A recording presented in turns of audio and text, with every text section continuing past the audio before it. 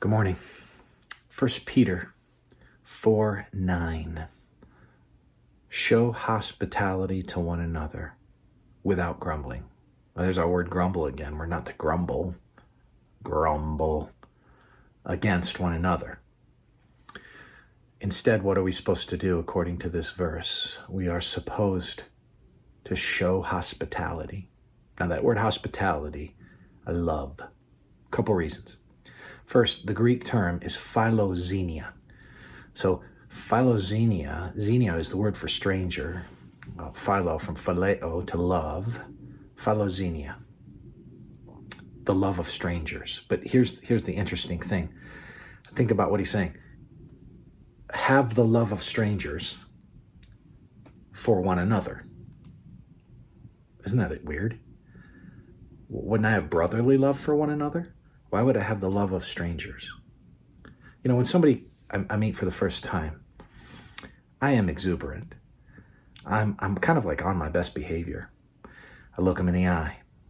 I ask them if they'd like to sit down. If they're at my house, would you like something to drink? Can I help you in any way?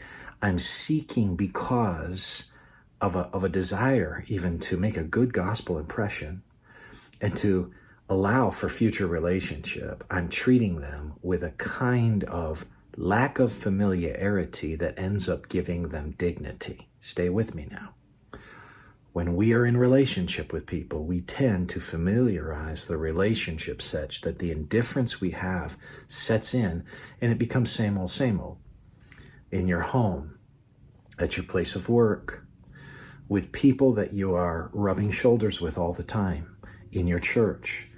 We need a good dose of treating each other as a loving stranger, of giving them dignity, not letting familiarity breed a kind of indifference.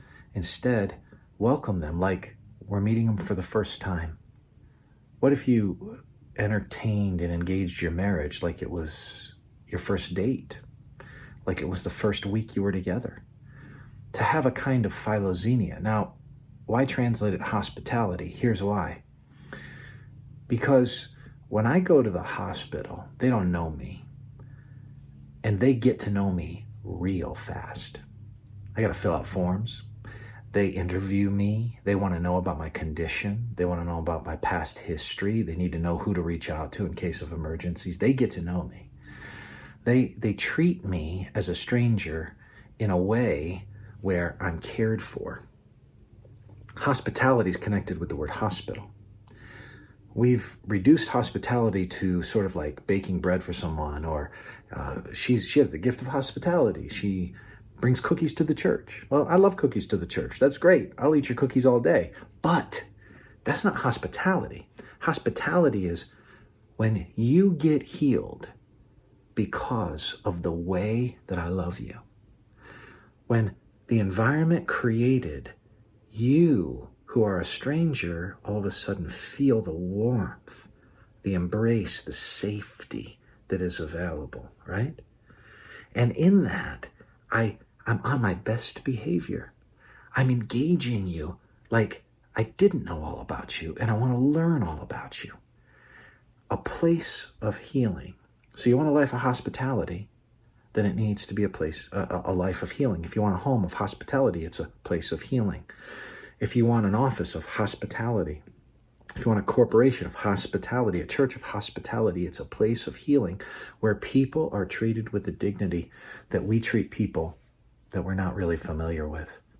Because in treating people we're familiar with the dignity that we consciously afford to people we're not as familiar with, here's what happens. They begin to feel and sense just how loved they are. May the Lord bless you with this today and help us to be people who are genuinely hospitable. Take care.